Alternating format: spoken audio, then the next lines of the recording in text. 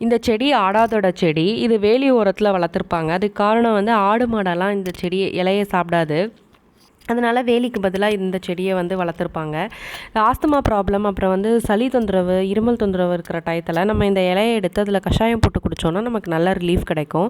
இந்த கஷாயம் போடுறதுக்கு நம்ம 1 டம்ளர் தண்ணியில் இந்த இலையை போட்டு ஒரு 15லேருந்து ஒரு 20 நிமிஷம் நல்லா கொதிக்க விட்டோம் அப்படின்னா நமக்கு மஞ்சள் கலரில் ஒரு கஷாயம் கிடைக்கும். அந்த கஷாயத்தை எடுத்து நம்ம வடிகட்டிட்டு அதில் தேன் கலந்தோ இல்லை பனங்கற்கண்டு கலந்தோ, பெரியவங்களாக இருந்தாக்கா 15 ml, குழந்தைங்களாக இருந்தாக்கா ஒரு 5 ml நம்ம டெய்லி ஒரு 5 நாள் தொடர்ந்து காலையில் வெறும் வயிற்றில் வந்து குடிச்சிட்டு வந்தோம்னா நமக்கு இந்த சளியிலேருந்து ஒரு நல்ல ரிலீஃப் கிடைக்கும். இந்த செடிக்கு ரொம்ப மெயின்டெனன்ஸ் எல்லாம் கிடையாது. இந்த செடிக்கு வந்து ஒரு 3 நாளுக்கு ஒரு வாட்டி தண்ணி விட்டால் போதும்.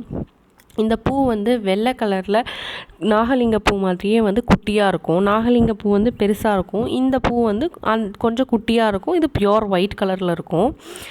இந்த செடி வந்து இப்போ நர்சரியிலலாம் வந்து நமக்கு கிடைக்கும். அதனால் நம்ம வீட்டு தோட்டத்தில் நம்ம வந்து இந்த செடியையும் நம்ம வந்து ஆட் பண்ணிட்டோம் அப்படின்னாக்கா நமக்கு வந்து வரக்கூடிய கோல்டு, காஃபு இதெல்லாம் வந்து நம்மளே இந்த கஷாயத்தை குடித்து சரி பண்ணிக்கலாம்.